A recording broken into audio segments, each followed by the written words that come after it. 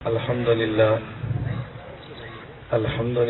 نحمده ونستعينه ونستغفره ونؤمن به ونتوكل عليه ونعوذ بالله من شرور أنفسنا ومن سيئات أعمالنا من يهده الله فلا مضل له ومن يضلل فلا هادي له ونشهد أن لا إله إلا الله وحده لا شريك له ونشهد أن سيدنا ومولانا محمدا عبده ورسوله أما بعد فأعوذ بالله من الشيطان الرجيم بسم الله الرحمن الرحيم وإذا جاءهم أمر من الأمن بالخوف أذاعوا به اللهم صل على محمد وعلى آل محمد كما صليت على إبراهيم وعلى آل إبراهيم إنك حميد مجيد اللهم بارك على محمد وعلى آل محمد كما باركت على إبراهيم وعلى آل إبراهيم إنك حميد مجيد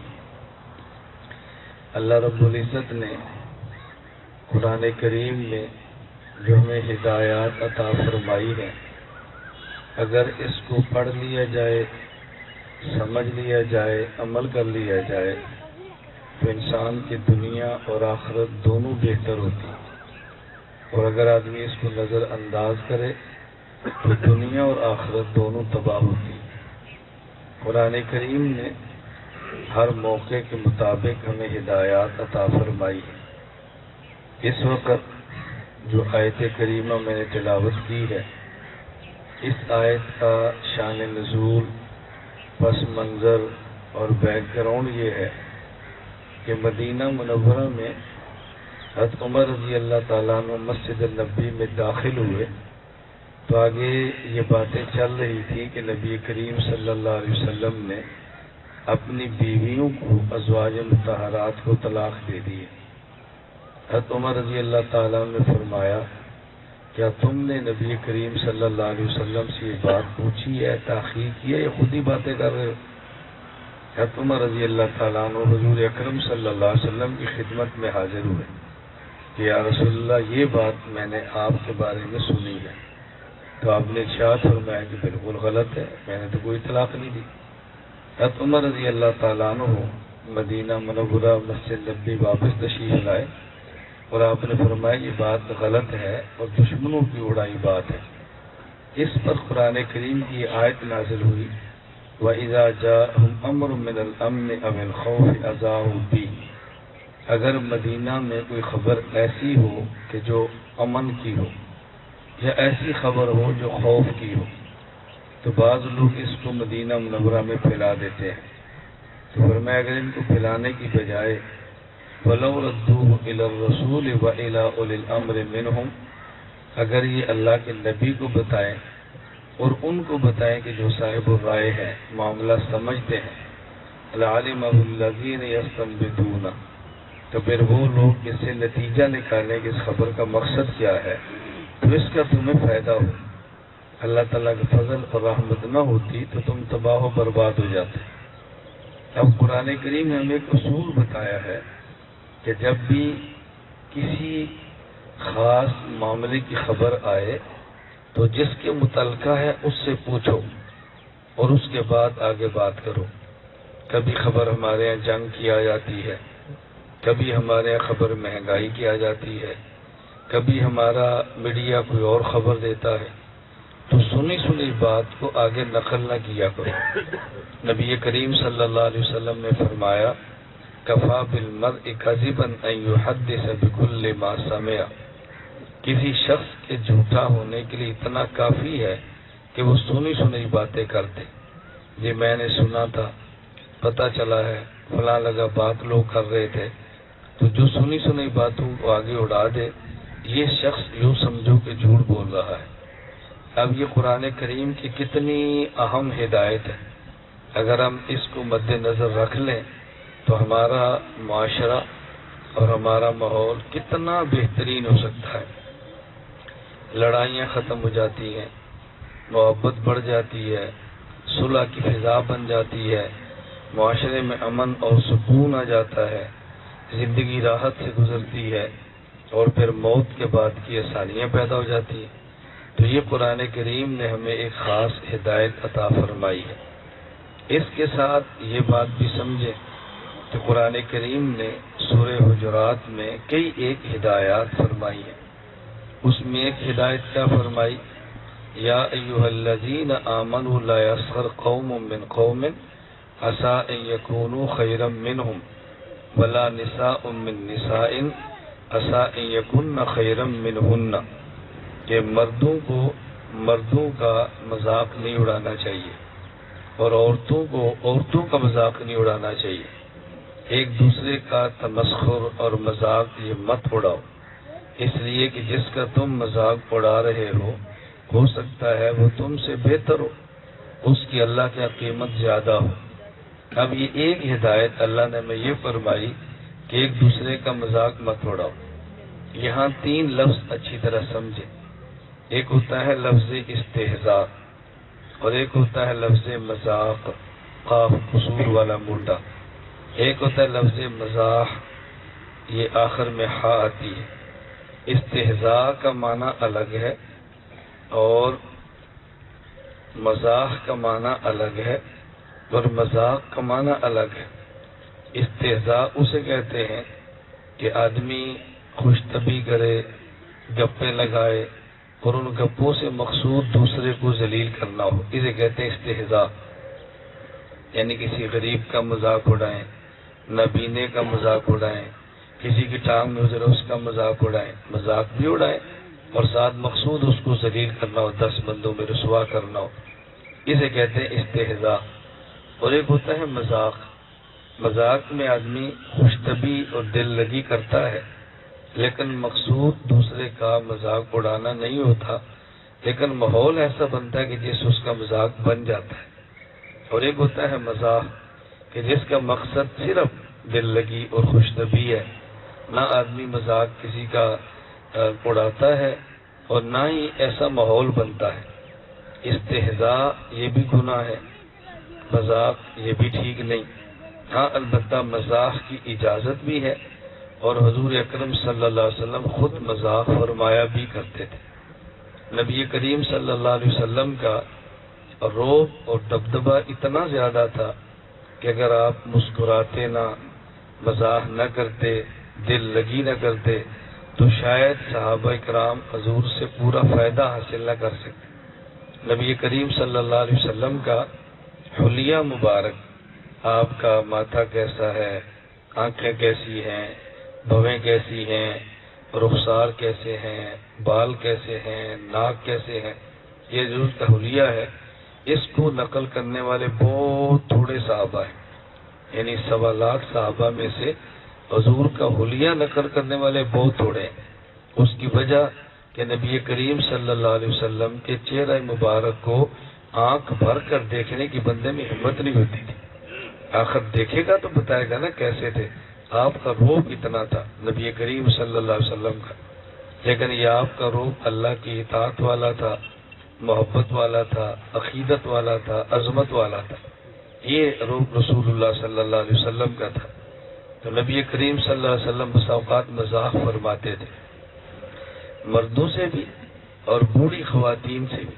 نبی کریم صلی اللہ علیہ وسلم ایک مرتبہ حضور اکرم صلی اللہ علیہ وسلم کے پاس ایک بوڑھی عورت ہے اور اس نے کہا یا رسول اللہ دعا کریں کہ اللہ تعالیٰ مجھے جنت میں داخل فرما دے۔ تو آپ نے فرمایا کہ بوڑھی عورتیں جنت میں نہیں جائیں گی، جب بوڑھی نے جانا نہیں تو میں دعا کیا کروں؟ آپ نے فرمایا کہ بوڑھی عورتیں جنت میں نہیں جائیں گی۔ اب وہ خاتون نے رونا شروع کر دیا اور رو کر نکلی، دل ٹوٹ گیا کہ میرا کیا بنے گا۔ تو رسول اکرم صلی اللہ علیہ وسلم فرمایا کہ اس کو بلاؤ، اور بلا کر فرمایا کہ قرآن کریم میں ہے انا انشأناہن انشاء۔ اور حدیث پاک میں اللہ کے نبی نے فرمایا کہ جنت میں جو دنیا میں بوڑھی ہے اللہ اس کو جوان کریں گے اور پھر جنت میں داخل کریں گے۔ میرے کہنے کا مقصد یہ ہے کہ بوڑھی ہو کر جنت میں جائے، ایسا نہیں ہوگا، بلکہ بوڑھیوں کو جوان کر کے جنت میں داخل کروائیں گے۔ تو پہلے آپ نے دل لگی فرمائی اور پھر مسئلے کی وضاحت کر دی۔ ایک صحابی حضور کی خدمت میں آئے اور کہا یا رسول اللہ میں غریب آدمی ہوں تو میرے پاس اونٹ نہیں ہے، مجھے اونٹ دے تاکہ میں جہاد کے اندر جا سکوں۔ آپ نے فرمایا میں تجھے اونٹ کا بچہ دوں گا۔ اس نے کہا حضور میں نے جہاد کرنا ہے تو اونٹ کے بچے سے جہاد تو نہیں ہوتا نا، مجھے بڑا اونٹ چاہیے۔ تو آپ نے فرمایا جو اونٹ ہوتا ہے وہ اونٹ کا بچہ ہی ہوتا ہے، کسی اور کا بچہ تو نہیں ہوتا۔ اب اس طرح کے آپ مزاح فرمایا کرتے تھے تاکہ دل لگی ہو۔ تو ایسی دل لگی کرنا رسول اکرم صلی اللہ علیہ وسلم کی مبارک سنت ہے۔ تو قرآن کریم نے تمسخر سے، استہزاء سے، ان باتوں سے منع کیا ہے۔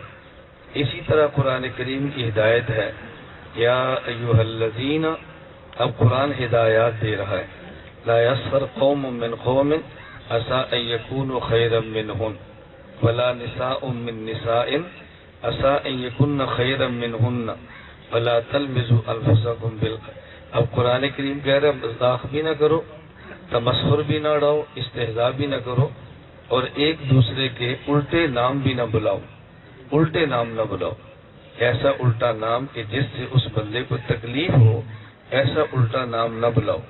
یہ بات یاد رکھنا، بس اوقات بچپن میں ایک آدمی کا نام چل جاتا ہے اور بڑا ہو کر اس کو وہ نام لو تو اس میں مزہ آتا ہے، تو اس سے شریعت نے منع نہیں کیا۔ اور بعض ایسے کہ بچپن میں ایک نام چلا ہوتا ہے، وہ بڑے ہوں تو ان کا وہ نام لو تو محسوس کرتے ہیں، تو ان کا وہ نام نہیں لینا چاہیے۔ تو قرآن کریم نے اس سے منع کیا ہے۔ اسی طرح فرمایا بئس الاسم الفسوق بعد الایمان، ایک دوسرے کو گالی دینا یہ بہت بڑا گناہ ہے، گالیاں نہ دو۔ اور ہمارے ہاں رواج ایسا بنا ہے کہ ہم بات بات پہ گالی دیتے ہیں، بڑا چھوٹے کو گالی دیتا ہے، اور مالک نوکر کو گالی دیتا ہے، بڑا ملازم کو گالیاں دیتا ہے، ماتحت کو گالیاں دیتا ہے، اور تو اور ہم جانوروں تک کو گالیاں دیتے ہیں۔ اور قرآن کریم کی ہدایات کیا ہے کہ گالیاں مت دو، گالی دینا بہت بڑا جرم ہے۔ اسی طرح قرآن کریم کی ایک ہدایت کیا ہے کہ تم ایک دوسرے کے بارے میں گمان اچھا رکھو، برے گمان سے بچو، بدگمانی نہ کرو، بدگمانی سے بچو۔ یہ بات اچھی طرح سمجھیں، ہمارے یہاں بہت سارے معاملات خراب ہوتے ہیں بدگمانی کی وجہ سے، غلط فہمی کی وجہ سے۔ بدگمانی سے بچو، کسی کے بارے میں برا گمان کبھی نہ رکھو، اس کا بہت خیال کرو۔ بدگمانی سے شریعت نے منع فرمایا ہے، اور فرمایا ان بعض الظن اسم، یہ بہت بڑا جرم ہے کسی سے بدگمان ہونا۔ ہمیشہ بندوں کے بارے میں رائے اچھی رکھنی چاہیے۔ کبھی موبائل سے بدگمانی ہوتی ہے، کبھی میسج سے بدگمانی ہوتی ہے، کبھی اور چیزوں سے بدگمانی ہوتی ہے۔ یہ چیزیں ایسی ہیں کہ کچھ میں سمجھتا ہوں تو شاید آپ مجھ سے زیادہ سمجھتے ہوں کہ بدگمانی کے مواقع کون کون سے ہیں۔ مثلا ہمارے یہاں موبائل ہے، اب موبائل میں ایک بہت بڑی بیماری یہ ہے کہ آپ قرآن کریم کی تلاوت کا کلپ، کسی بیان کا کلپ، کوئی نعت کا کلپ بھی سنیں تو جب آپ یوٹیوب یا فیس بک کھولیں گے تو بسا اوقات اس میں اندر کو مشہوری آ جائے گی اور اس کے اندر گانا ہوگا یا کوئی اور چیز ہوگی۔ اچانک دیکھیں گے تو آپ سمجھیں گے شاید یہ بندہ گانا سنتا ہے، حالانکہ اس نے کلپ کھولا تھا قرآن سننے کے لیے، آگے سے وہ چل پڑا۔ اس لیے بدگمان کبھی نہ ہو۔ اسی طرح کسی آدمی کا میسج آتا ہے، جب وہ بندہ کھولتا ہے وہ ویڈیو نامناسب ہوتی ہے، اس کو پتہ بھی نہیں ہوتا، اس نے بٹن دبایا تو چل گئی، تو ہم نے سمجھا شاید یہ بندہ ہی ایسا ہے، حالانکہ بندہ ایسا نہیں ہوتا۔ تو بدگمانی سے بہت زیادہ بچنا چاہیے، کسی بندے کے بارے میں کبھی غلط رائے قائم نہ کریں۔ اور بسا اوقات ایسے ہوتا ہے، اللہ تعالیٰ ہماری حفاظت فرمائے، کہ بندے کو بعد میں احساس ہوتا ہے کہ یہ میں نے کیا جرم کیا۔ مجھے میرے ساتھ خود ایسے کئی واقعات آئے کہ مجھے بعد میں ندامت ہوئی کہ یہ بات میں نے کیوں کی ہے، یہ مجھے نہیں کرنی چاہیے تھی، یہ میری غلطی ہے۔ اور جب آدمی سے غلطی ہو، اپنی غلطی کا اعتراف کرے تو آئندہ پھر غلطیاں کم ہو جاتی ہیں۔ آدمی غلطی کا اعتراف نہیں کرتا تو پھر غلطیاں بڑھ جاتی ہیں۔ جدہ گزشتہ رمضان مبارک میں ہم ایک افطاری پر بیٹھے تھے، تو میرے ساتھ بالکل جو بندہ افطاری پر بیٹھا وہ بائیں ہاتھ سے اس نے کھجور لی اور کھا لی۔ اب مجھے بڑی تکلیف ہوئی کہ اس نے بایاں سے کیوں لی ہے۔ جب اس نے کھجور لی، ایک تو شاید کھا لی، دوسری لینے لگا، میں نے اس کا ہاتھ پکڑ لیا، میں نے کہا بائیں ہاتھ سے کیوں کرتے ہو؟ اب مجھے تکلیف ہو رہی تھی اور بعد میں مجھے رونا آ گیا۔ اس نے ایسا دائیں ہاتھ نکالا، کہا جی میں دائیں ہاتھ سے معذور ہوں، میں تو اسے کھا ہی نہیں سکتا۔ مجھے اتنا دکھ ہوا کہ میں نے اس کے بارے میں بدگمانی کیوں کی ہے؟ میں خود کو سمجھ رہا ہوں کہ میں سنت پر عمل کر رہا ہوں اور یہ بائیں ہاتھ سے کھا رہے ہیں۔ اس نے جو چادر ہٹائی اور کہا جی میرا دائیں ہاتھ کام ہی نہیں کرتا، میں اس لیے بائیں ہاتھ سے کھاتا ہوں۔ اب مجھے رونا آیا کہ میں اس بندے کے بارے میں ایسی رائے کیوں قائم کر رہا تھا، اس لیے بہتر تھا کہ میں خاموش رہتا، مجھے یہ بات نہیں کرنی چاہیے تھی۔ ہمارے ہاں مسجد میں نماز کے لیے جاتے ہیں تو موبائل بند کر دینا چاہیے۔ اگر موبائل بند نہیں کر دیتے تو اس کو سائلنٹ پہ لگا دے، خاموش کر دے، بیل بند کر دے۔ بسا اوقات آدمی بیل بند کرنا بھول جاتا ہے اور جب نماز کھڑی ہوتی ہے تو موبائل کی بیل بجنا شروع ہو جاتی ہے۔ اسی وقت اپنے جیب میں ہاتھ ڈالیں، موبائل دیکھے بغیر بٹن دبائے اور بند کر دیں۔ اگر پھر آ جائے دوسری بار پھر کر لیں، اس کی گنجائش ہے۔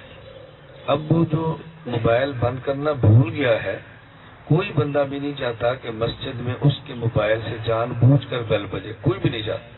وہ جتنا بھی ایمان کمزور ہو، کوئی بھی نہیں چاہتا۔ وہ بیچارہ بھول گیا ہے اور ہم اتنا شور کرتے ہیں، اتنی کھپ ڈالتے ہیں، اتنی باتیں کرتے ہیں، وہ موبائل بند رکھا کر، تو انہیں شرم نہیں ہوتی، مسجد کے آداب کا پتہ نہیں ہے۔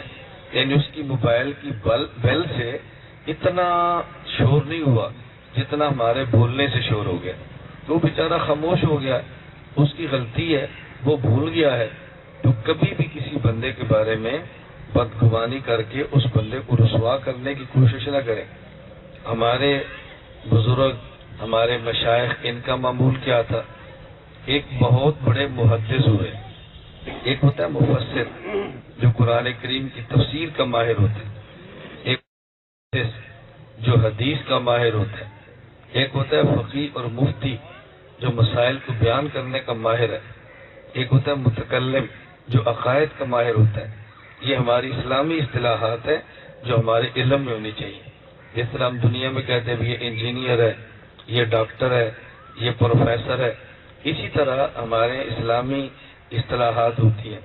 مفسر جو قرآن کی تفسیر کا ماہر ہو، محدث جو حدیث کا ماہر ہو، فقیہ جو مسائل بتانے کا ماہر ہو، متکلم جو عقیدے کا ماہر ہو۔ تو ایک محدث تھے بہت بڑے، ان کا نام تھا حاتم۔ وہ بیٹھے تھے تو ان کے پاس ایک خاتون آئی مسئلہ پوچھنے کے لیے۔ اللہ اکبر! ہمارے جو بزرگ تھے جن کی وجہ سے دین ہم تک پہنچا ہے، وہ کیسے تھے آپ ایک واقعہ سنیں۔ حاتم محدث تھے، ان کے پاس ایک خاتون آئی مسئلہ پوچھنے کے لیے۔ اتفاق سے جب مسئلہ پوچھنے لگی، اس خاتون کی ہوا خارج ہو گئی۔ انسان ہے، عذر ہے۔ اب جب خاتون کی ہوا خارج ہوئی، مسئلہ پوچھا، سنتے رہے۔ جب مسئلہ بیان کر چپ ہو گئی نا، ان نے کان آگے کیا، کیا کہا؟ اس نے پھر بتایا، کہا ذرا اونچا بتاؤ، اس نے پھر بتایا۔ پہلی بار بھی سن لیا تھا، پھر دوسری بار سنا، پھر تیسری بار سنا۔ وہ عورت پہلے بہت شرمندہ تھی کہ یہ مولانا صاحب کیا سمجھیں گے، کیسی عورت ہے۔ جب اس کو یہ پتا ہو گیا نا کہ سنتے ہی نہیں ہے، وہ خوش ہو گئی کہ یہ اونچا سنتے ہیں تو میری اس کمزوری کا پتہ نہیں چلا۔ اب اگلی بات جو سننے والی ہے، اس کے بعد موت تک وہ محدث ایسے رہے کہ جیسے بہرا اور ڈورا ہوتا ہے۔ موت تک ایسے رہے کہ جیسے اونچا سنتے ہیں، تاکہ اس عورت کو اگر کل پتہ چلا نا کہ یہ نے سن تو لیا تو میری وجہ سے آتے تھے، اس کو پھر شرمندگی ہونی۔ ایک امتی عورت کی شرمندگی سے بچانے کے لیے زندگی ایسے گزار دی کہ جیسے یہ اونچا سنتے ہیں۔ جن کی وجہ سے ہم تک دین پہنچا ہے، یہ اتنا ان باتوں کا خیال فرماتے تھے۔ اس لیے میں گزارش کر رہا ہوں کہ بدگمان کبھی نہ ہو، کسی کے بارے میں گمان اچھے رکھو، کوشش کرو ہر بندے کو ذلت اور رسوائی سے بچائیں اور کسی بھی بندے کو عزت دینے کی پوری کوشش کریں۔ اسی طرح قرآن کریم نے حکم دیا ہے کہ تم ایک دوسرے کی غیبت نہ کرو۔ غیبت اور بہتان میں کیا فرق ہے؟ ایک ہے غیبت اور ایک ہے بہتان۔ غیبت اور بہتان میں فرق یہ ہے، مثلا میں ایک بندے کے بارے میں وہ بات کہتا ہوں جو اس کے اندر ہے، یہ ہے غیبت، اور ایسی بات کہتا ہوں جو اس کے اندر نہیں ہے، برائی بیان کر دو یہ ہے بہتان۔ مثلاً ایک بندہ رشوت نہیں کھاتا اور میں کہتا ہوں سرکاری ملازم ہے اور رشوت کھاتا ہے، یہ بہتان ہے۔ اور ایک بندہ رشوت کھاتا ہے اور میں اس کی کمر کے پیچھے لوگوں کو کہتا ہوں فلاں بندہ رشوت کھاتا ہے، یہ اس بندے کی غیبت ہے۔ اب غیبت کتنا بڑا گناہ ہے۔ قرآن کریم میں ہے اَيُحِبُّ أَحَدُكُمْ أَن يَأْكُلَ لَحْمَ أَخِيهِ مَيْتًا، کیا تم میں سے کوئی بندہ اپنے بھائی جو مر جائے اس کا گوشت کھانا پسند کرے گا؟ یعنی قرآن کریم نے غیبت کرنے کو مردار کا گوشت کھانا فرمایا ہے۔ اور حدیث میں ہے رسول اکرم صلی اللہ علیہ وسلم نے فرمایا الغیبت اشد من الزنا، زنا کتنا بڑا گناہ ہے۔ اللہ کے نبی نے فرمایا کہ زنا کا گناہ تھوڑا ہے اور غیبت کا گناہ اس سے بھی زیادہ ہے۔ کتنا بڑا جرم ہے۔ میں یہ بات عرض کر رہا تھا کہ قرآن کریم نے ہمیں ہدایات دی ہیں، ہمیں چاہیے ان ہدایات کو پڑھیں، ان ہدایات کو سمجھیں اور ان ہدایات کے مطابق عمل کرنے کی کوشش کریں۔ یہ ہے شریعت، یہ ہے دین، یہ ہے رسول اکرم صلی اللہ علیہ وسلم کا مبارک طریقہ۔ ہم شریعت کی ہدایات کے مطابق چلتے رہیں گے تو دنیا میں بھی فائدہ ہوگا اور آخرت میں بھی فائدہ ہوگا، اور اگر شریعت کی ہدایات کو چھوڑ دیں گے تو پھر دنیا میں بھی نقصان ہوگا اور آخرت کا نقصان اس سے بالکل الگ ہے۔ قرآن کریم نے کئی موقع پر اس کا ذکر فرمایا ہے، اور پھر بہت ساری ہدایات وہ ہیں جو رسول اکرم صلی اللہ علیہ وسلم نے اپنی مبارک احادیث میں بیان فرمائی ہیں۔ اللہ کے نبی نے کہیں مسلمان کا مسلمان پر حق کیا ہے، آپ نے اس کو بیان فرمایا۔ اب مسلمان کا مسلمان پر حق کیا ہے، بظاہر ایسی باتیں جو چھوٹی چھوٹی ہیں لیکن اللہ کے نبی نے بیان فرمائی ہیں۔ ایک حق کیا ہے کہ جب مسلمان سلام کرے تو تم اس کے سلام کا جواب دو، السلام علیکم، جواب میں کو جی وعلیکم السلام ورحمۃ اللہ وبرکاتہ، مسلمان کے سلام کا جواب دو۔ اور سلام کے بارے میں یہ مسئلہ ذہن نشین فرما لیں، جو آدمی سوار ہے وہ سلام کرے پیدل کو، جو باہر سے آئے وہ سلام کرے بیٹھنے والوں کو، یہ سلام کا طریقہ ہوتا ہے۔ اور اگر علمی مجلس ہو یا مسجد کا ماحول ہو، باہر سے آئے تو پھر سلام نہ کرے، بس ابھی بیان ہو رہا ہے، آپ بیان سن رہے ہیں، اب جو باہر سے وہ سلام نہ کرے، خاموشی سے آ کر بیٹھ جائے۔ آپ یہ ہیں ایک بندہ کھانا کھا رہا ہے، اس کھانا کھانے والے بندے کو سلام نہ کرے، خاموشی سے بیٹھ جائے، جب کھانے سے فارغ ہو پھر اس کو سلام کرو۔ ایک آدمی بیت الخلاء میں ہے، اس کو سلام نہ کرو۔ ایک آدمی غسل خانے میں غسل کر رہا ہے، بس اوقات بندے کو کام ہوتا ہے اور بات کرنی ہوتی ہے، بیت الخلاء میں آدمی غسل کرنے کے لیے جائے، کپڑے اتار کے غسل کر رہا ہو تو ضرورت کی بات وہ کر سکتا ہے، ضرورت کی بات کرنا گناہ نہیں ہے۔ مثلا گاڑی ہے، آپ نے جانا ہے اور بندہ نہا رہا ہے، وہ پوچھے جی چابی کہاں رکھی ہے، اسے بتاؤ بھی چابی الماری میں، یہ گناہ نہیں ہے، ناجائز نہیں ہے۔ اس حالت میں بات کرنا نامناسب اور ادب کے خلاف ہے، لیکن اگر ضرورت ہو تو اس کی گنجائش ہے۔ ایسے موقع پر سلام نہ کریں۔ آپ مسجد میں گئے ہیں، لوگ تلاوت کر رہے ہیں، سنتیں پڑھ رہے ہیں، اونچی آواز سے سلام نہ کریں۔ مسجد میں گئے ہیں، بیان ہو رہا ہے، ایسے وقت پر سلام نہ کریں۔ میں صرف سمجھا رہا ہوں کہ سلام سنت ہے، لیکن یہ دیکھنا ہے کہ کس موقع پر کرنا ہے اور کس موقع پر نہیں کرنا۔ یہ رسول اللہ صلی اللہ علیہ وسلم نے مسلمان کو مسلمان پر حق بیان فرمایا ہے۔ اور سلام میں 3 چیزوں کا خیال رکھیں۔ نمبر 1، دیکھیں صفحے بچتی رہے گی، ساتھی بیٹھتے رہیں گے، باقی تھوڑے تھوڑے مسائل سن لیں۔ نمبر 1 معانقہ، نمبر 2 مصافحہ، یہ چیزیں الگ الگ ہیں۔ نمبر 1 معانقہ، نمبر 2 مصافحہ، نمبر 3 مصافحہ 2 ہاتھ سے۔ معانقہ کا معنی ہوتا ہے گردن کو گردن کے ساتھ ملانا، یہ اچھی طرح سمجھیں۔ ہم جب 2 مسلمان بھی آپس میں ملتے ہیں نا تو ہم کیسے، آپ ادھر ہو، یہ دیکھو میں دیکھو ذرا، ہم ایسے ملتے ہیں، یہ سیدھا ملے، اس کو معانقہ نہیں کہتے۔ دیکھو بیٹھو ذرا، جب پیٹ کے ساتھ پیٹ ملتا ہے اسے کہتے ہیں مباتنہ، پیٹ سے پیٹ ملے۔ جب سینے سے سینہ ملے اسے کہتے ہیں مصادرہ، سینے سے سینہ ملا ہے۔ اور جب گردن سے گردن ملے اسے کہتے ہیں معانقہ. معانقہ ہی ہوتا ہے. دیکھو میں اس کے ساتھ معانقہ کرتا ہوں، یہ ہے معانقہ. یہ گردن کے ساتھ گردن، یہ معانقہ ہے. بیٹھو. ہمارے ہاں یہ رواج نہیں ہے. خیبر پختونخوا، سندھ اور بلوچستان میں ہے. یہ ہمارے کتنے پختون بھائی بیٹھے ہیں، جب ملتے ہیں تو دونوں میں فاصلہ رکھتے ہیں، بس ایسے کرتے ہیں. میں جب ان علاقوں میں جاتا ہوں تو ان کو سمجھاتا ہوں بھئی آپ معانقہ نہ کرو نا، سنت کے خلاف کرنے کی کیا ضرورت ہے، اس سے بہتر ہے مصافحہ کر لو. جو نمبر ایک معانقہ کریں.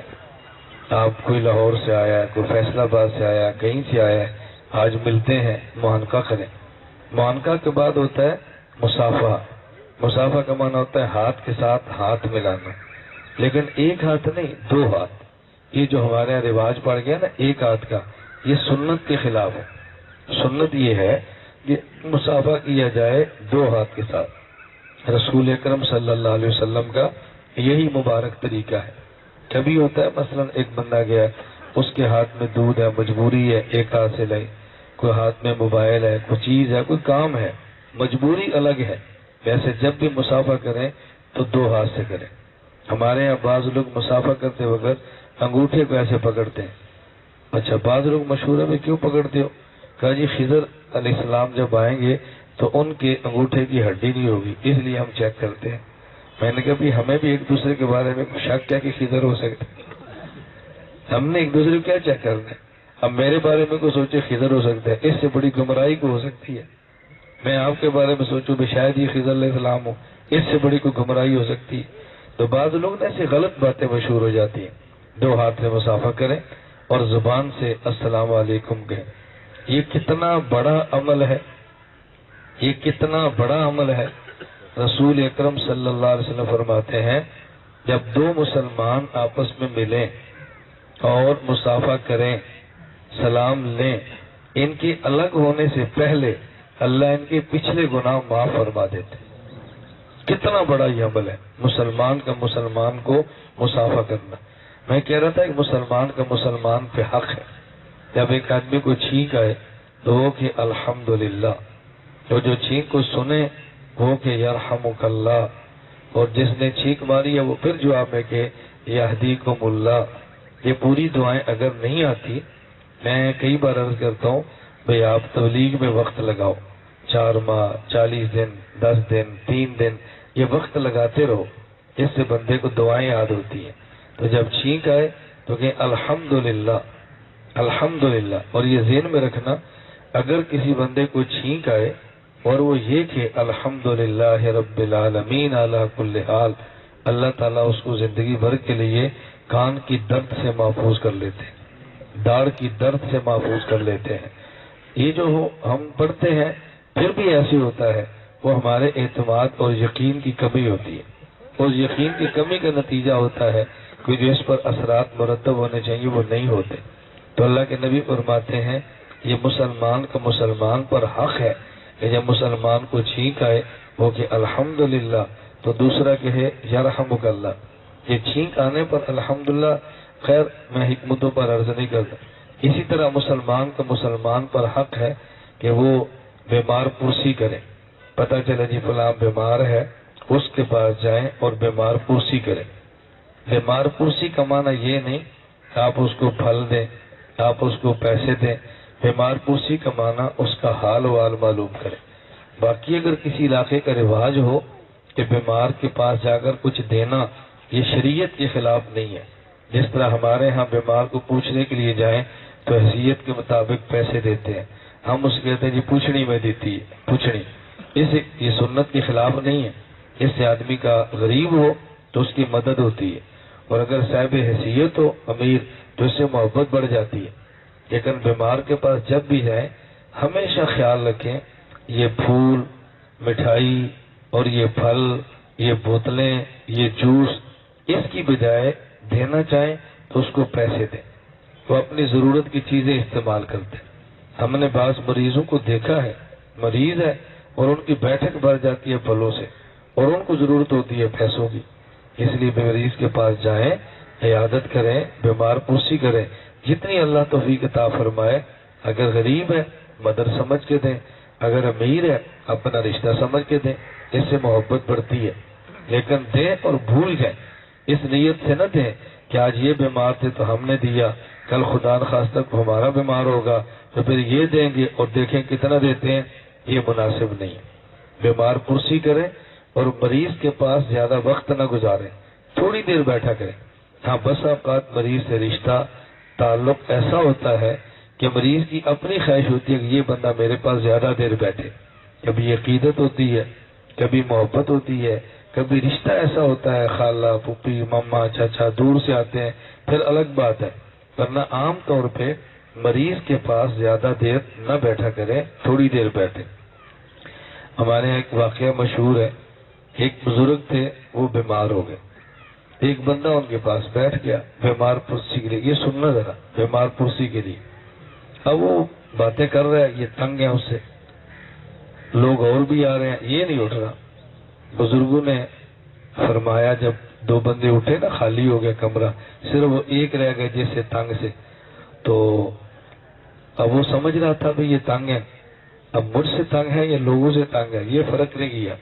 جب دو بندے اٹھے کمرہ خالی ہوا، وہ بزرگوں سے کہتا ہے جی میں کنڈی نہ لا دیا، یعنی آدمی نہ ہو، اور میں کنڈی لا پر پتر باہر لے پاس لا، سمجھ آ گئی؟ اندر جی میں کنڈی نہ لا دیا، پر میں پتر کنڈی لا لیکن باہر لے پاس لا۔ اس نے کہا جی میں کنڈی لگا دوں اور میں باہر سے لگاؤں، مطلب یہ تھا بھی تو جان چھوڑ، میں تیرے کو تنگ آ تو دوسرے بندے نے روکتا پھرنے۔ جو مریض کے پاس اتنی دیر بیٹھے کہ مریض تنگ نہ ہو، مریض کا حق ہے، اللہ کے نبی فرما رہے ہیں۔ اسی طرح اللہ کے رسول نے ارشاد فرمایا کہ مسلمان کا مسلمان پر حق ہے، اگر وہ دعوت دے تو اس کی دعوت قبول کرو، دعوت دینے والا غریب ہو، دعوت دینے والا امیر ہو، اس کی دعوت قبول کرو۔ رسول اکرم صلی اللہ علیہ وسلم کی مبارک سنت ہے، آپ کتنے بڑے تھے، پوری کائنات کو آپ کے لیے سجایا گیا ہے، لیکن غریب سے غریب بھی آپ کو دعوت دیتا تو آپ اس کے گھر جایا کرتے تھے۔ یہاں ایک بات اچھی طرح سمجھ لیں بھئی، اگر دعوت قبول کرنا سنت ہے تو یہ تب ہوگا نا جب کوئی مسلمان دعوت کرے بھی، قبول تب کریں گے جب کوئی کرے۔ اب اس کا معنی یہ نہیں کہ ہم انتظار کرتے رہیں بھی کوئی دعوت کرے تو ہم قبول کریں، تو یہ بھی ہو سکتا ہے کہ ہم دعوت کریں اور کوئی دوسرا قبول کر لے، تو ہمیشہ دعوت کھانا ہی سنت نہیں ہے، اپنے دوست احباب اور رشتہ داروں کو کھلانا بھی سنت ہے۔ حضرت عمر رضی اللہ تعالیٰ نے فرمایا کرتے تھے، میں اپنے دوست پر 1 روپیہ خرچ کروں، مجھے نہ کسی غریب پر، فرماتے ہیں میں اپنے دوست پر 1 درہم، میں آج کی زبان میں سمجھانے کے لیے کہہ رہا ہوں، 1 روپیہ خرچ کروں اور میں غریب پر 20 روپے خرچ کروں، مجھے اس سے بھی زیادہ اچھا لگتا ہے۔ لیکن ان کی دوستیاں ہماری طرح نہیں تھی، وہ دوستیاں دین والی تھی، شریعت والی تھی، سنت والی تھی، ان کی دوستی کا معیار الگ تھا۔ تو دیندار دوست پہ خرچ کرنا بہت اچھی بات ہے، آپ کا نمازی دوست ہے، روزے دار دوست ہے، دوستوں پر خرچ کریں۔ اور اللہ کے رسول صلی اللہ علیہ وسلم فرمایا کہ جنازہ یہ مسلمان کا مسلمان پر حق ہے، جنازہ مسلمان کا مسلمان پر حق ہے۔ جنازے کے لیے بنیادی بات میت کو غسل دینا، میت کو کفن دینا اور میت پر جنازہ پڑھنا۔ جنازے میں بندے کو دعائیں آنی چاہیے۔ حق کا مطلب کیا ہے کہ جنازہ پڑھو اور میت کے لیے استغفار کرو اور اللہ سے دعا مانگو۔ اب جو اللہ سے معافی مانگنی ہے وہ ہمیں آتی ہی نہیں ہے کہ ہم نے میت کے لیے معافی کیا مانگنی ہے۔ دیکھو اگر کوئی بندہ بچپن میں دعائیں یاد نہیں کر سکا، جوانی میں کرے، جوانی میں نہیں کر سکا بڑھاپے میں کرے، نیت کرے تو ہو جاتا ہے۔ یاد کرنی کیا مشکل ہے، لوگ تو پورا قرآن یاد کرتے ہیں۔ یہ گزشتہ سال ذی الحج کے موقع پر ہمارا 4 دن کا دورہ تھا کراچی میں، تو آخری دن جب دورہ سبق ہوتے تھے، دورے کا مطلب ایک جگہ پہ سبق تھے، آخری دن ہمارے میزبان ایک بزرگ کو لائے، ان کی عمر 75 سال یا 70 سال ہے۔ انہوں نے کہا کہ مولانا صاحب ان کی عمر 70، مجھے یاد نہیں 70 یا 75 ان کی عمر ہے، اور یہ فیکٹری کے اندر آفیسر تھے، یہ ریٹائرڈ ہوئے، اس کے بعد قرآن یاد کرنا شروع کیا ہے اور اب یہ قرآن کریم کے حافظ ہیں۔ 70 سال کا بندہ قرآن حفظ کر سکتا ہے تو 70 سال کا بندہ ایک دعا یاد کیوں نہیں کر سکتا؟ ہمارے ہاں 5 مسجدیں ہیں جو گاؤں کے اندر ہیں، یہ مرکز والی مسجد سمیت ہر مسجد میں امام ہے، عالم ہے، مفتی ہے، صاحب علم ہے، ان کے پاس بیٹھیں اور جنازے کی دعا یاد کریں۔ جب محنت کریں گے نا تو ایسے ہوگا۔ میں یہاں میلسی میں ایک مدرسہ ہے، گزر رہا تھا تو بیان کے لیے رکا۔ جب بیان سے فارغ ہوا طلباء سے تو انہوں نے کہا جی ہماری خواہش ہے کہ ہمارے وہ طالب علم جو آخری سال میں ہیں ایک حدیث پڑھا کر ان کو حدیث کی اجازت دو۔ یہ ہمارے مدارس میں ایک سلسلہ چلتا ہے کہ ایک استاد ایک حدیث پڑھاتا ہے اور پھر طلباء سے کہتا ہے کہ میری طرف سے آپ کو حدیث بیان کرنے کی اجازت ہے۔ خیر میں درسگاہ میں چلا گیا، اب اس میں ایک بابا جی ہیں جن کی عمر 65 سال سے کتنی زائد ہے مجھے نہیں پتا، لیکن 65 سال سے زائد۔ میں نے کہا جی انہوں نے دورہ حدیث کی ہے؟ کہا جی ہاں۔ میں نے کہا وہ کیسے؟ وہ مولانا صاحب کہنے لگے یہ بابا جی میرے پاس آئے تو انہوں نے کہا جی مجھے ایک نا اشکال ہے، ہم کرتے ہیں پہلا کلمہ طیب لا الہ الا اللہ محمد الرسول اللہ صلی اللہ علیہ وسلم، دوسرا کلمہ شہادت اشہد ان لا الہ الا اللہ وحدہ لا شریک لہ واشہد ان محمدا عبدہ ورسولہ۔ میرا سوال یہ ہے، ہم پہلے کلمے میں کہتے ہیں محمد الرسول اللہ، دوسرے کلمے میں کہتے ہیں اشہد ان محمدا عبدہ، یہ محمد دن کیوں ہے اور محمد دن کیوں ہے؟ مولانا صاحب نے کہا جی گرامر ہے، یہ صرف نحو ہے، یہ آپ کو نہیں سمجھ آنی، کہا نہیں مجھے سمجھاؤ۔ انہوں نے کہا جی پہلے کلمے محمد یہ مبتدا ہے اور مبتدا کے اوپر پیش ہوتی ہے مرفوع ہوتا ہے، دوسرے کلمے میں یہ انا کا اسم ہے، انا کا اسم منصوب اس پہ زبر ہوتی ہے، سمجھ آئی؟ کہا نہیں۔ میں نے کہا نا جی گرامر ہے، انہوں نے کہا نہیں میں سمجھوں گا، میری گرامر شروع کراؤ۔ انہوں نے کہا میں سمجھوں گا، چلو جی۔ انہوں نے مدرسے میں داخلہ لیے، پڑھنا شروع کیا۔ انہوں نے کہا جی محمد اور محمد میں فرق سمجھنے کے لیے آئے ہیں اور پورے 10 سال لگا کے عالم بن گئے۔ اب بتاؤ کیا مشکل ہے؟ مطلب آپ حضرات بیٹھے ہیں نہیں، میں یہاں میں کتنے آدمی دیکھ رہا ہوں، مطلب یہ کہ جی میں جی پڑھنا شروع کرنا ہے، آج آپ پہلے درجے میں داخلہ لو، 8 سال کے بعد عالم۔ میں نے اپنی آنکھوں سے کراچی مفتی صاحب دیکھے جو افسر تھے، ریٹائر ہونے کے بعد پڑھنا شروع کیا اور پھر عالم بنے، پھر مفتی بنے، اور ایسا کورس مرتب کیا کہ 4 سال میں آنے والے بندے کو 4 مہینے میں آنے والے بندے کو قرآن کا حافظ بناتے تھے۔ میں نے خود ان کو دیکھا، اور مدرسہ نہیں اپنی کوٹھی تھی، اس کی بیٹھک ہے، اس کو مدرسہ بنایا ہو۔ اللہ تعالی ہم سب کو توفیق عطا فرمائے، اللہ ہم سب کو ہدایات جو شریعت نے دی ہے اس پر عمل کرنے کی توفیق عطا فرمائے۔ بس نماز کے بارے میں اب 2-4 مسائل سن لیں۔ پہلی یہ کہ بھی میں ہر عید پر کوشش کرتا ہوں بتاؤں، ایک ہے نماز عید کی اور ایک ہے نماز جمعہ کی، اس میں فرق ہے۔ ایک فرق یہ ہے کہ جمعہ کے دن اذان ہوتی ہے، 2 اذانیں، اور عید کی نماز کے لیے کوئی اذان نہیں ہوتی۔ دوسرا فرق کیا ہے کہ وہاں خطبے پہلے ہوتے ہیں، عید کی نماز بعد میں ہوتی ہے، اور جمعے کی نماز بعد میں ہے، اور عید میں نماز پہلے ہے اور خطبہ بعد کے اندر ہوتا ہے۔ اسی طرح تیسرا فرق ہے کہ وہاں نماز پڑھتے ہیں، پھر سلام پھیرتے ہیں، اس کے بعد دعا ہوتی ہے اور پھر سنتیں ہوتی ہیں، اور یہاں عید کی نماز پڑھتے ہیں، اس کے بعد دعا نہیں ہوتی، دعا کے بعد فوری طور پر خطبے ہوتے ہیں۔ یہاں یہ دونوں میں فرق ہے۔ عید کی دعا وہی ہوتی ہے جو خطبے کے اندر مانگ لی جائے، اگر بعد میں کوئی بیٹھے دعا مانگے گناہ اور ناجائز نہیں ہے، کسی کی ضرورت ہے وہ مانگے، لیکن عام سنت عمل یہی ہے کہ رسول اکرم صلی اللہ علیہ وسلم ایسے موقع پر یہ دعا عید کے بعد نہیں مانگتے تھے۔ جمعہ کے دن فجر کی نماز کے بعد 1.25 گھنٹہ 1.5 گھنٹے کے بعد سورج نکلے، سورج نکلنے کے 12 منٹ کے بعد اشراق کی نماز ہے، اور عید کے دن اشراق کی نماز نہیں ہوتی، عید کی نماز ہے، فجر کے بعد ذکر کریں تلاوت کریں، لیکن عید کی نماز ہے، درمیان میں اشراق نہیں ہوتی، یہ تھوڑا سا فرق ہے۔ اور جب عید کی نیت کریں، اس کو زبان سے کرنا ضروری نہیں ہے، صرف دل ہی دل میں اس کو نیت کر لیا کریں۔ سب سے پہلے اللہ اکبر، پھر اس کے بعد ثنا پڑھیں، ثنا کے بعد اللہ اکبر، ہاتھ چھوڑ دیں، پھر دوسری بار اللہ اکبر، ہاتھ اٹھائیں، پھر چھوڑ دیں، پھر تیسری بار اللہ اکبر کہیں اور ہاتھ باندھ لیں، پھر سورہ فاتحہ اور اس کے بعد سورت۔ مقتدین امام کے پیچھے نہ سورت فاتحہ پڑھنی ہے نہ کوئی اور سورت پڑھنی ہے، صرف آمین کہنا ہے اور وہ بھی آہستہ۔